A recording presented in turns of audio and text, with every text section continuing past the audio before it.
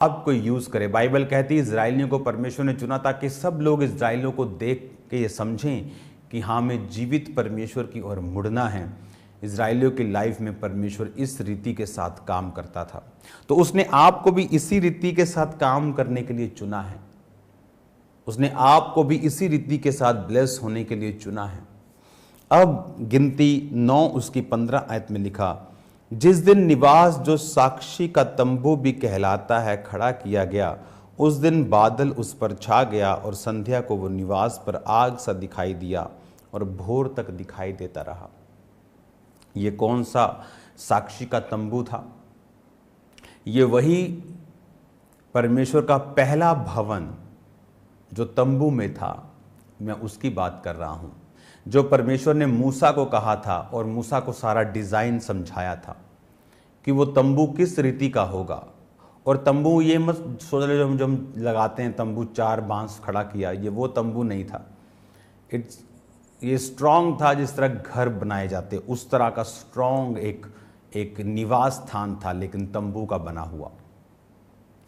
अगर आप पुराने टाइम में स्टडी करेंगे तो राजाओं के भी तंबू लगते थे। इसका मतलब ये नहीं वो तंबू आज वाले जो बम्बुओं के साथ तंबू लगता है वो नहीं, वो तंबू वाकई में आलीशान घर की तरह होते थे। और ये तंबू भी सोने और चांदियों से और परमेश्वर की उपस्थिति से ये भरा हुआ तंबू था।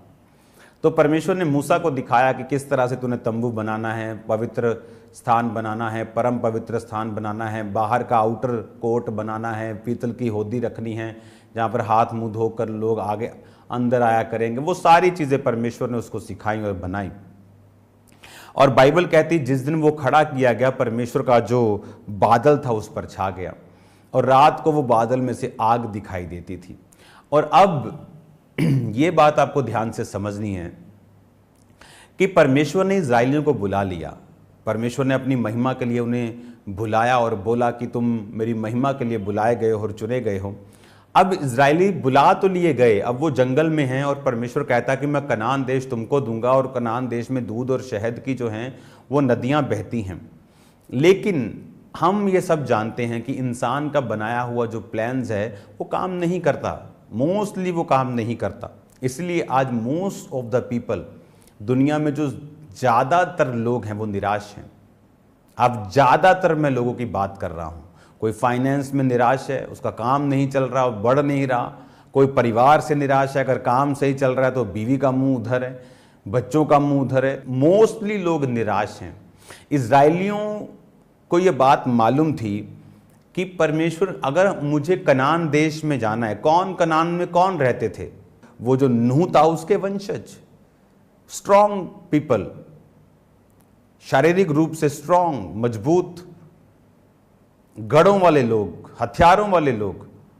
और इनको मालूम था, इजराइल को मालूम था, ये लोगों को मालूम था कि हम उन्हें नहीं पा सकते, कब्जा नहीं कर सकते। लेकिन इन्होंने परमेश्वर के मिरेकल्स को देखा था। मिस्र में परमेश्वर के मिरेकल्स को देखा था कि पूरे मिस्र में अंधेरा छाया लेकिन इनके ऊपर उजाला है। उनके पशु गढ़ों से, औलों से मर रहे हैं और इनके उसी तरह से आनंद ले रहे हैं। उनके पहलोठे मारे गए, इनके एक डॉग भी नहीं मरा। बाइबल कहती कुत्ता भी इजराइलियों पर नहीं भौंका। तो इजराइलियों ने ये मिरेकल्स को देखा हुआ था। इजराइलियों को मालूम था कि मिस्र जैसे देश के चंगुल से निकलना ये आसान नहीं था। फिरौन जैसे राजा को हराना, उसकी पूरी सेना को समुद्र में डालकर परमेश्वर ने मार दिया, ये आसान नहीं था। तो इजराइल को यह भी मालूम था कि अब हम जंगल में हैं, लेकिन हमें अगले जीवन का जो पथ है, अपनी बुलाहट है जो हमें कैप्चर करना है, उसके लिए हमें परमेश्वर की उपस्थिति की जरूरत है। तो बाइबल कहती है कि जब वो तंबू खड़ा किया गया तो बादल उस पे आया। जब बादल उस पे आया तो रात को वो आग दिखाई देती थी, दिन को बादल दिखाई देता था। और लिखा जब जब वो तंबू बादल चल पड़ता था तो इनको मालूम होता था कि चलो भी अपने अपने डेरे इकट्ठे करो। 12 गोत्र, लेवी, तंबू का सारा सामान, किसी के पास ड्यूटी थी परमेश्वर के हाथ का जो लिखा हुआ संदूक था, वो पात्र थे, उसको उठाना। किसी की ड्यूटी थी जीसस क्राइस्ट वाला स्थान जहां पर 7 दीवटे हैं, भेंट की रोटी मेज पर रखी, वो उठाना। किसी की जिम्मेवारी पूरे उस बाकी स्ट्रक्चर को उठाना थी। तो अलग अलग ड्यूटीज होती थी। जैसे बादल आगे जाता था ये सारा सामान समेटते थे। इज़राइल के 12 गोत्र अपने अपने तंबू, ये आसान, सुनो ध्यान से, हम कई बार जब बाइबल सुनते हैं हम समझते नहीं, अपने आप को उस पोजीशन पे रख के देखो। इमेजिन करो हम सब खामबरा चर्च के बिलीवर्स, हाँ 5-6 लाख लोग हम एक जगह इकट्ठे हैं। अब भूल जाओ अपने घरों को, सबके पास अपना अपना तंबू है, सबके पास अपने अपने जानवर हैं, सबके पास अपने अपना राशन, अपने अपने बर्तन, अपने अपने बच्चे, अपने अपने भेड़ बकरियां, गाय बैल, मुर्गे मुर्गियां सब हैं। हाँ, और ऐसा नहीं था कि वो शाम तक चलते थे बाद में अपने घरों में चले जाते थे। लिखा वो पूरा सामान समेटते थे। हम उस आयत को मैं पढ़ूंगा। 18 आयत में, यहोवा की आज्ञा से इजरायली प्रस्थान यानी चलते थे, यहोवा की आज्ञा से डेरे खड़े करते, जितने दिन तक बादल निवास पर ठहरा रहता उतने दिन वो डेरे डाले पड़े रहते थे। 20 आयत में लिखा, कभी कभी बादल थोड़े दिनों तक रहता तो वो यहोवा की आज्ञा से डेरे डाले पड़े रहते थे, फिर यहोवा की आज्ञा से आगे चलते थे। 21 आयत में लिखा, कभी कभी बादल केवल शाम से भोर तक रहता, कभी कभी भोर को उठ जाता, वो प्रस्थान करते थे, कभी कभी वह रात दिन बराबर रहता तो बादल उठ जाता, वो प्रस्थान करते थे। बादल कभी 2 दिन, कभी 1 महीना, कभी वर्ष भर निवास पर ठहरता और इजरायली अपने डेरों में रहते और प्रस्थान नहीं करते थे। जब बादल चलता था तो वो चलते थे। इमेजिन करो कि आप आज यहां पर पहुंचे हो। हाँ, आप बोलते हो कि ओ सुबह खामबरा चर्च गए थे, शाम को घर पहुंचे थक गए बसों में, आप 1 दिन में थक गए। इमेजिन करो वो रोज बादल चलता था तो लेवियों को मालूम था, चलो भी तंबू का सारा सामान, इतना पवित्र सामान, कितने प्यार से संभाल कर, कितने कंट्रोल में, कपड़ों में लपेट कर पवित्र चीज़ों को कंधों पे उठा के चलते थे। तंबू के सामान के लिए गाड़ियां थी उनके पास, जो बाकी तंबू का सामान था वो गाड़ियों पे नहीं रख सकते थे। जो पवित्र जो चीज़ें थी वो कंधों पे उठानी थी, और जो बाकी तंबू का पर्दे, तंबू की बाकी चीज़ें, स्ट्रक्चर, कुर्सियां, वो उनको गाड़ियों पर रख कर लेके चलना था। तो हर एक को ड्यूटी दी गई थी। बाकी गोत्र जो 12 गोत्र थे, 6 लाख युद्ध करने वाले उनमें पुरुष थे, इसका मतलब वो 20 लाख से भी ज्यादा लोग थे। लेडीज थी, टीनेजर थे, बुजुर्ग थे, सब लोग थे। इमेजिन करो 20 लाख लोग देख रहे हैं, तंबू निकल गया आगे, वो जो बादल है वो आगे जा रहा है, पूरा घर लेके चलना है उनको बर्तन पैक करने हैं, उनको राशन पैक करना है, तंबू पैक करना है, छोटे बच्चे, बड़े बच्चे, बुजुर्ग, कपड़े, गाय बैल भैंसे सब लेना है और फिर चलना है। बादल रुका, वो रुके, तंबू खड़े किए, शाम को बादल फिर चल पड़ा है, अब फिर सामान पैक करें सारा। क्या सिखा रहा था परमेश्वर उनको कि आत्मिकता की जो राह है वो आसान नहीं है। जब हम स्पिरिट को फॉलो करते हैं और गॉड्स प्रेजेंस को फॉलो करते हैं, that's not a easy thing. उसमें एफर्ट लगता है, उसमें फ्रस्ट्रेशन लग सकती है, उसमें मुश्किल लग सकता है, नॉनसेंस भी लग सकती है। ये क्या बात है प्रभु, छोटे छोटे हमारे बच्चे हैं, शाम को तू आया, सुबह को तू फिर चल पड़ा। लिखा भोर को 4 बजे तड़के कि बादल देखा, बादल चल पड़ा, ओए बादल चल पड़ा, बादल चल पड़ा, चलो चलो उठो उठो। बच्चों को उठा रहे हैं, जानवरों को जहां जहां से बांधा हुआ इकट्ठा कर रहे हैं, बर्तन पैक कर रहे हैं, राशन पैक कर रहे हैं, तंबू पैक कर रहे हैं, लेवी अपना काम कर रहे हैं, गोत्र अपना काम कर रहे हैं, और पूरा 20 लाख 21-25 लाख का कुनबा, पूरा वो ताम झाम लेकर पूरे का पूरा देश जो है वो चल रहा है। कुछ देशों की जनसंख्या है ये, फुल देश की, और पूरा देश उस बादल के पीछे है। हालेलुया। तो आप इमेजिन करो, आज इजरायलियों की पॉपुलेशन 70 लाख के करीब होगी आई थिंक। न्यूजीलैंड की पॉपुलेशन 55 लाख होगी आई थिंक, और ये भी 25 लाख 20-25 लाख लोग थे। रात को पैक किया सामान, सुबह परमेश्वर आया, रात को फिर निकल पड़ा बादल। कभी 2 दिन के लिए, चलो ऐसा लगता है 2 दिन कि लगता है बादल रुकेगा, सामान समून तंबू अपने टाइट की है, रस्सियां बांध रही हैं, लेडीज लोग सामान लगा रही हैं, चावल पूरे पैक्स रसोई बना रही हैं, और देखा 2 दिन बाद वो फिर चल पड़ा, फिर सामान पैक किया और फिर आके। ये मुश्किल क्यों किया परमेश्वर ने?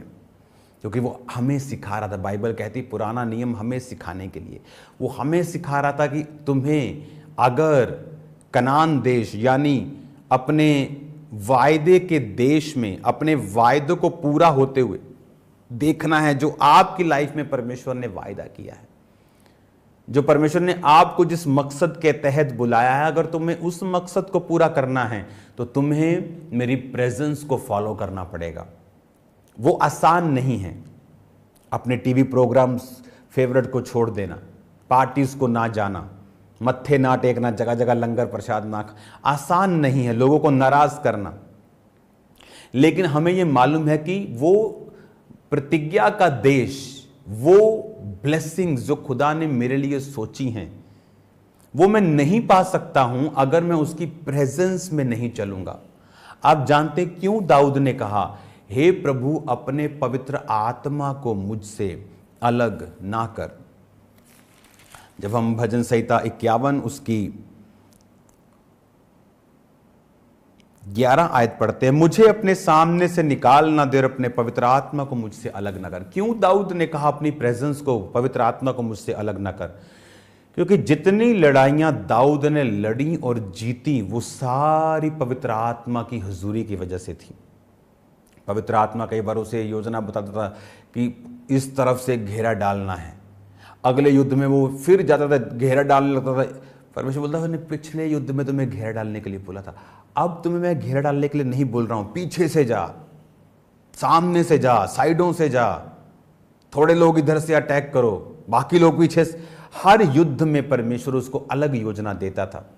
और जब उसने पाप किया और परमेश्वर के बादल उसकी जिंदगी से हट गया, तो उसको मालूम था कि मैं जीत रहा हूं क्योंकि बादल, पवित्र आत्मा मेरे ऊपर है, पवित्र आत्मा मेरे साथ है। इसलिए उसने कहा, प्रभु अपने पवित्र आत्मा को मुझसे अलग न कर, और वो परमेश्वर से अपने गुनाहों की क्षमा को मांगता रहा। हालेलुया। तो ये चीज आपको समझ होनी चाहिए कि परमेश्वर जो है वो आपको बरकत देना चाहता है। प्रतिज्ञाओं जो आपकी लाइफ में इंडिविजुअली परमेश्वर सोचता है कि मैं तुमको ये पोजीशन दूंगा, इस प्रकार की सेवकाई दूंगा, इस प्रकार का तुम्हें मैं आनंद दूंगा, इस प्रकार का परिवार दूंगा, इस प्रकार का फाइनेंस दूंगा, उसे पाने के लिए आप जानते हैं आपका प्लान कुछ काम नहीं करेगा। वो जीरो है, गार्बेज है, रबिश है, वेस्ट है। वो प्लान काम करेगा परमेश्वर का, लेकिन परमेश्वर का प्लान,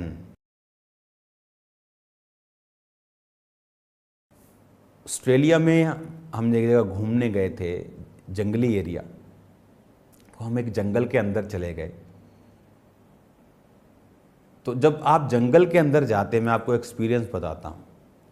कई बार जो आपको लगता है कि एक आप जा रहे हैं और आपको लगता है कि आप इधर से आए हैं और आप ऐसे जा रहे हैं और आपको मालूम है कि एग्जिट करना है, बाहर निकलना है, तो पीछे बहुत दूर है। आपको लगता है कि मैं इधर से आया हूं और ऐसे जंगल में हूं, तो इधर जाऊंगा तो ऑटोमेटिकली एग्जिट आ जाएगा, तो हम इधर को चल पड़े।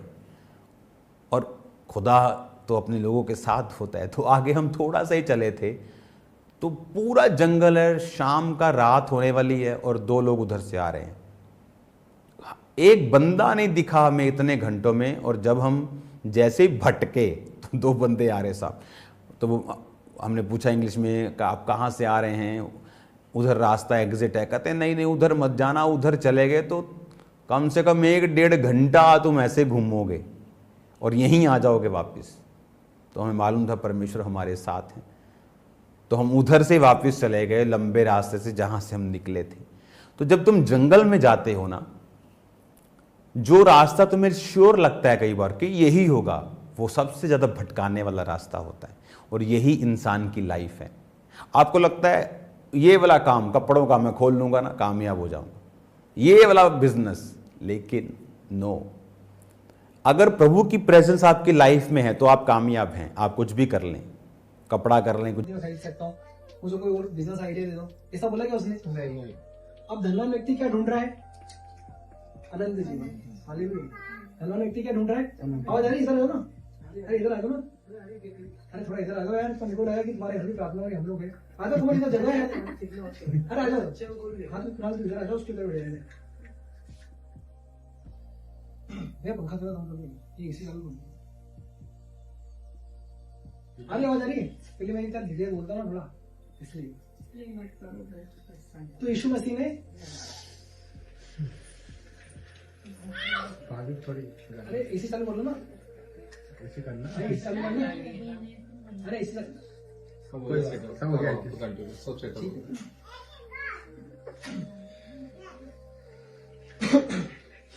तो 17 पद में लिखा है कि हे उत्तम गुरु, अनंत जीवन का अधिकारी होने के लिए मैं क्या करूं? इसको अनंत जीवन नहीं पर अनंत जीवन का अधिकारी होना है। शब्दों में जो बाइबल में शब्द लिखे ना, उनके बहुत बड़े महत्व होते हैं। उसको अनंत जीवन का अधिकारी होता है, मतलब उसको धन का तो अधिकारी है वो, उसके पास बहुत धन है, बहुत सारी चीजें हैं, पर उसको अनंत जीवन का भी अधिकारी होना था। अब अनंत जीवन का अधिकारी होने के लिए उसको पे करना पड़ेगा। कैसे मिलेगा? क्या अनंत जीवन मिल जाएगा, पर अनंत जीवन का अधिकारी अगर आपको होना है तो उसके लिए बहुत बड़ी रकम आपको पे करना पड़ेगी। और क्या करना पड़ेगी उसके लिए? आपकी सारी धन संपत्ति आपको बेचना पड़ेगी, खंगालों को दान करना पड़ेगा और यीशु मसीह के पीछे होना पड़ेगा। तो यीशु मसीह आपको बोला तो अनंत जीवन का अधिकारी भी हो जाएगा, मतलब कभी नहीं मरेगा तू, और तू उसका एक अधिकार जमा लेगा। कितनी बड़ी बात उसने यीशु मसीह से मांग ली। हमको लग रहा है कि सिर्फ अनंत जीवन मांग रहा है, अनंत जीवन नहीं मांग रहा है, वो मांग रहा है अनंत जीवन का अधिकारी होने के लिए मैं क्या करूं? तो यीशु मसीह ने उसको साधारण सी बात बोली, तो आज्ञाओं को मान। और वो बोलता है कि प्रभु इन आज्ञाओं को तो मैं बचपन से मानता आया हूँ। लड़कपन मतलब बचपन से मैं सारी चीजों को मान रहा हूँ, फॉलो कर रहा हूँ, सब कुछ मैं कर रहा हूँ। तब यीशु मसीह बोला फिर एक बात की तो तुझमें कमी है, तू जा अपनी सारी धन संपत्ति जो है बेच दे, कंगालों को दे दे और मेरे पीछे हो ले, और स्वर्ग में तुझे आनंद मिल जाएगा। उसने क्या करा? उसने खुश हो गया? वो नहीं, निराश हो गया, उदास हो गया। प्रभु ने जो रास्ता बताया वो सच्चा रास्ता है कि नहीं? प्रभु ने जो रास्ता बताया वो सच्चा रास्ता है कि नहीं? अगर वो यीशु मसीह के पीछे चलेगा तो उसको क्या अनंत जीवन नहीं मिलेगा? आप बताइए। अनंत जीवन धरती पर है ही नहीं। यीशु मसीह ने कहा स्वर्ग में तुझे अनंत जीवन मिलेगा। आप पढ़ सकते हो उसको, क्या लिखा है? 21 पद को जोर से पढ़ लीजिए कोई। यीशु ने उस पर दृष्टि करके उससे प्रेम किया और उससे कहा, उसमें एक बात की घटी है, जा जो कुछ तेरा है उसे बेच कर कंगालों को दे और तुझे स्वर्ग में धन मिलेगा और आकर मेरे पीछे हो ले। और इस बात से क्या हुआ? देखा, इस बात से उसके चेहरे पर उदासी छा गई और वो शोक करता हुआ चला गया, क्योंकि वो बहुत ही धनी था। धनी का धन उससे छूटता नहीं है। जो धनी है ना, उनका धन भी छूटता है। और धन्यवाद हो कि प्रभु के जो लोग है ना, वो धन के ऊपर मन नहीं लगाते। Hallelujah, hallelujah. इसलिए वो है ना, हर बात के धनी है। अभी भले उनके पास में इस संसार की धन ना हो, पर उनका दिल अगर देने वाला है ना, हर चीज के लिए खुला है ना, परमेश्वर ने स्वर्ग में बहुत धन दिया है। Hallelujah, hallelujah. तो ये स्वर्ग में जो धन है ना, वो मिलना आसान बात नहीं है। उसके लिए हमको कुछ पे करना पड़ता है, उसके लिए हमको प्रभु के पीछे चलना पड़ता है।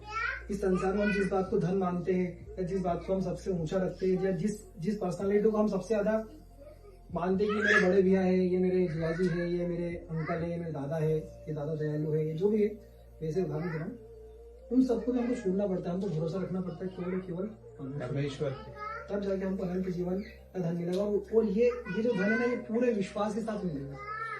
अगर हम प्रभु के पीछे तो चल रहे हैं और कहीं ना कहीं अविश्वास का जीवन भी जी रहे कि यार होगा कि नहीं होगा, कैसे होगा, क्या होगा, तो हमको कुछ भी नहीं मिलेगा। अंधा विश्वास हमको रखना पड़ेगा। जैसे कि उस व्यक्ति को, उसको धन चाहिए था जो अंधा था, जो वर्तमान था, उसको धन चाहिए था क्या? नहीं। उसको अनंत जीवन चाहिए था क्या?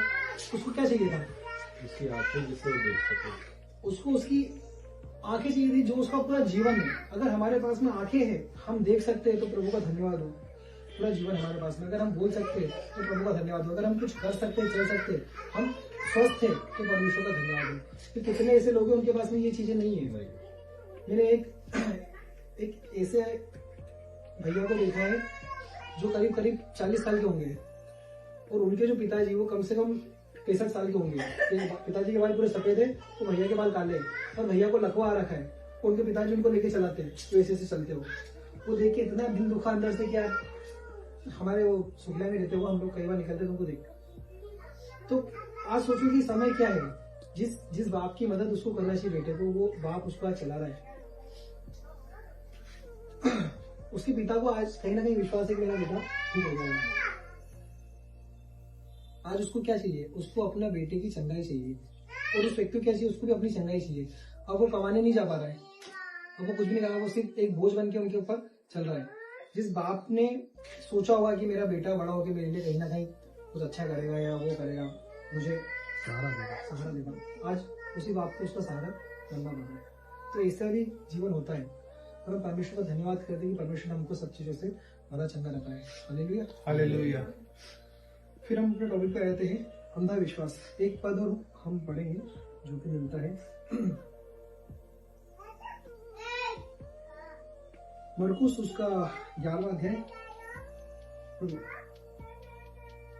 हाँ 11वां अध्याय उसका 20 से 24 तक। फिर भोर को जब वे उधर से जाते थे, उन्होंने उसे अंजीर के पेड़ को जड़ तक सूखा हुआ देखा। पतरस को वह बात स्मरण आई और उसने उससे कहा, हे रबी, देख, यहाँ अंजीर का पेड़ जिसे तूने श्राप दिया था सूख गया है। यीशु ने उसको उत्तर दिया, परमेश्वर पर विश्वास रखो। मैं तुमसे सच कहता हूँ कि जो कोई इस पहाड़ से कहे तू उखड़ जा और समुद्र में जा पड़, और अपने मन में संदेह न कर, वरन प्रतीति करे कि जो कहता हूँ वह हो जाएगा, तो उसके लिए वह होगा। इसलिए मैं तुमसे कहता हूँ कि जो कुछ तुम प्रार्थना करके मांगो तो प्रतीति कर लो कि तुम्हें मिल गया और तुम्हारे लिए हो जाएगा। और जब कभी बस ठीक है, तुम परमेश्वर पर विश्वास रखो, और जो कुछ भी तुमने प्रार्थना में मांगा है ना, उस पर ऐसी प्रतीति कर लो कि वो तुम्हारे लिए हो गया है। हमने पहला जो वचन पढ़ा था इब्रानियों 11 का 1, उसमें लिखा है, अविश्वास आशा की हुई वस्तुओं का निश्चय और अनदेखी वस्तुओं का प्रमाण है। वो है विश्वास कि अब जिसका हमने आशा करी, इसलिए हमने प्रार्थना करी, वो हमको मिल गया है, और उसको हम अंदर की आंखों से, अंतरिम आंखों से हम उसको देख रहे हैं।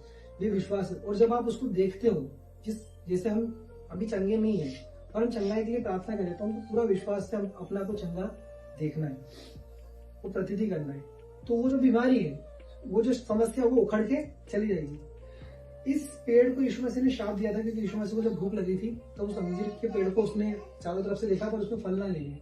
तो यीशु मसीह ने बोल दिया, जा कभी तुम्हें फल ना लगे, और वो निकल गया, और वो पेड़ तो तुरंत सूख गया। जब वापस वो लौटे तो क्या देखा कि वो हरा भरा था पहले तो, पर अब तो सूखा हुआ है। तो तुरंत के चेलों ने देखा कि ये तो वही पेड़ है जिसको यीशु मसीह ने श्राप दिया था। इसका मतलब ये है कि हमारे शब्दों में ताकत है। अगर हम अपने लिए नेगेटिव बोलेंगे ना, तो नेगेटिव होगा। आप अगर अपने आप को श्राप दोगे, अपने बच्चों को श्राप दोगे, अपने लोगों को श्राप दोगे, अरे तो ऐसा ही है, अरे वो तो ऐसा ही है, अरे इसका तो ऐसा हो जाए, इसका तो ऐसा, अरे तो ऐसा, ये तो हो ही नहीं सकता, ये तो होगा ही नहीं, ऐसा तो होता ही नहीं, ये सब शब्द अगर अपने जीवन में है ना, तो मैं बता रहा हूँ, आप खुद अपने शब्दों से श्राप को प्रकट कर रहे हो, और श्राप भी काम करेगा, क्योंकि हमारे शब्दों में सामर्थ्य है। अगर हम विश्वास से सही शब्द बोलेंगे ना, तो विश्वास, आपका जो विश्वास है, आपके शब्दों में जो क्रिएटिविटी है, जो सृजनात्मक शक्ति है, उसको प्रोनाउंस करता है, और वो चीजें जो आज आपके पास नहीं है ना, वो सब कुछ हो जाएगी, क्योंकि प्रभु उसमें काम कर रहा है। और अगर आप नेगेटिव बोलोगे ना, तो शैतान भी काम कर रहा है, उसको तुरंत कर देगा। इसलिए हमारे शब्दों को बहुत सोच समझ के हमको बोलना है। हम अपने किसी भी लोगों को, किसी बच्चों को या किसी भी चीज को हम श्राप ना दें। अपने आप को कभी भी निग्लेक्ट ना करें, अपने आप को कभी भी छोटा ना समझे किसी बात में कि यार वो तो इतने अच्छे हैं, मैं इतना हूँ, काश मैं भी ऐसा होता। हमको अपने आप को डेली ब्लेस करना है। मैं ब्लेस्ड हूँ, मैं आशीषित हूँ, परमेश्वर का वचन लो और अपने आप को ब्लेस करो। जो चंगा नहीं है वो बोले मैं चंगा हूँ, यीशु मसीह को खाने से मैं चंगा हो चुका हूँ। बाइबल क्या बोलती है? बीमार बोले मैं चंगा हूँ, निर्बल बोले मैं बलवान हूँ, गरीब बोले मैं अमीर हूँ। क्यों? क्योंकि जो आप बोलोगे वो होगा। विश्वास से बोलोगे तो विश्वास से होगा। वो पूरा विश्वास करे, संदेह ना करे। क्या लिखा है आगे यहाँ पर, हमने 23 पढ़ा, मैं तुमसे सच कहता हूँ कि जो कोई इस पहाड़ से कहे तू उखड़ जा और समुद्र में जा पड़, और अपने मन में संदेह ना करे, वरन प्रतीति, एक इमेजिनेशन ऐसी कर ले कि ऐसा हो रहा है, इमेजिनेशन करे तो जो कहता हूँ वो हो जाएगा, तो उसके लिए वही होगा। इसलिए मैं तुमसे कहता हूँ कि जो कुछ तुम प्रार्थना करके मांगो तो प्रतीति कर लो तुम्हें मिल गया। यीशु मसीह ने बोला कि तुम प्रतीति करो तो कभी ना कभी तुमको मिल जाएगा। क्या लिखा है? मिल गया। मतलब गया, मिल गया मतलब कि वो हो चुका है। यहाँ पे टेंस चेंज हो गया, मतलब प्रेजेंट टेंस, फ्यूचर टेंस और पास्ट टेंस। पास्ट टेंस मतलब आपको ऑलरेडी मिल चुका है। ये प्रतीति कर लो कि वैसा तो हो गया। Hallelujah, hallelujah. ये विश्वास अंधा विश्वास है कि जो भी आप प्रार्थना कर रहे हो, भले छोटी हो या बड़ी हो, छोटी बीमारी को बड़ी बीमारी को, छोटी समस्या की या बड़ी समस्या की, उस पर आप पूरा विश्वास कर लो कि ये तो परमेश्वर ने कर दिया। और मैं सच बता रहा हूँ, वैसा हो जाएगा। एक जीवित गवाही आई हमारे बीच में। लास्ट समय जब त्योहार चल रहे थे, तब प्रीति कोमल की जो बड़ी सिस्टर है, जो मेरी बड़ी सास लगती है, वो नागदा में रहते, और उनकी जो जेठानी है, उनके बारे में ऐसी रिपोर्ट आ रही थी कि उनकी तबीयत बहुत खराब हो गई है और उनका जो दिल है, दिल पिघल रहा है। मतलब दिल जो है ना, दिल के छेद है और वो कहीं ना कहीं वो उसकी जो सेल्स है वो चेंज हो रही है, उस कारण से उनको भर्ती करना पड़ा। और रोज ऐसा लग रहा था उनको कि आज या कल वो चले जाएंगे, आज या कल वो चले जाएंगे। तो जब हमको पता पड़ा तो हमने प्रभु से उस समय प्रार्थना करके पूरे हाथों में उनको दे दिया। और फिर सडनली ऐसा हुआ कि हम लोगों का भी वहाँ नागदा जाने का प्लान बन गया। तो दशहरे के आसपास ही हम लोग सब, कुणाल, कोमल, प्रीति, हम सब लोग मिलके वहाँ जाके और उनके लिए प्रार्थना करें। और उनकी जो दीदी की जो सासू है, वो भी यीशु मसीह पर विश्वास करते हैं, पर कहीं ना कहीं वो इतना मजबूत नहीं है। तो वहां पर उस समय हम लोगों ने सबने मिलकर प्रभु से प्रार्थना करी, एक दो गीत गाए, और उनकी स्थिति ठीक नहीं थी उस समय। वो सिर्फ घर पे छुट्टी लेके आ गए थे क्योंकि त्योहार है तो घर पे रहना है। पर प्रभु का धन्यवाद हो कि वहां से आने के बाद अभी जब उनके समाचार जब मिले तो ये बताया जा रहा है कि प्रभु ने उनको पूरा चंगा कर दिया है। और परमेश्वर ने जो उनकी मरने के चांसेस, बहुत कितने बताए थे चांसेस? 6% चांसेस थे उनके बचने के। परमेश्वर ने वो 6% चांसेस को हटा दिया। अभी वापस से उनका वो काम करने लग गए। Hallelujah, hallelujah. और चंगे हैं और धीरे धीरे वो रिकवर हो गए। तो हमारा विश्वास, हमने उसके बाद में ये एक बार भी नेगेटिव नहीं सोचा, क्योंकि हम लोग प्रार्थना करके आ गए, अपने आगे बढ़ गए। ये नहीं सोचा एक बार भी कि यार अब वो कल ऐसा नहीं हो, कल वो चले जाए, उनका हार्ट फेल हो जाए, कुछ हो जाए, ऐसा कुछ नहीं सोचा। तो विश्वास कर लिया, हो गए चंगे, चलो आगे बढ़ो। प्रभु लेके उसी लिए गया था कि हम लोग प्रार्थना करते हैं।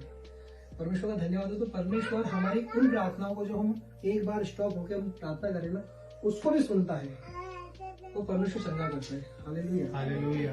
परमेश्वर का कोटि कोटि धन्यवाद करता हूँ इस बात के लिए, आज गवाही देने का मौका मिला। और इसी सब्जेक्ट पे हम लोग जब सीख रहे हैं तो परमेश्वर से जो विश्वास आप लोग करते हो उसको और हमको बढ़ाने की आवश्यकता है।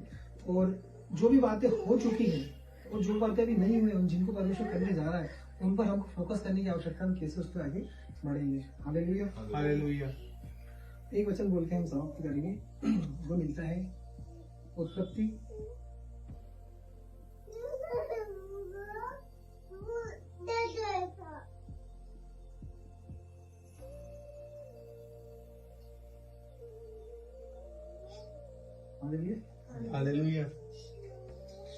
5 अध्याय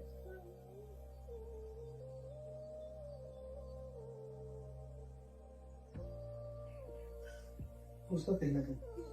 आदम की वंशावली यह है, जब परमेश्वर ने मनुष्य की सृष्टि की तब अपने ही स्वरूप में उसको बनाया।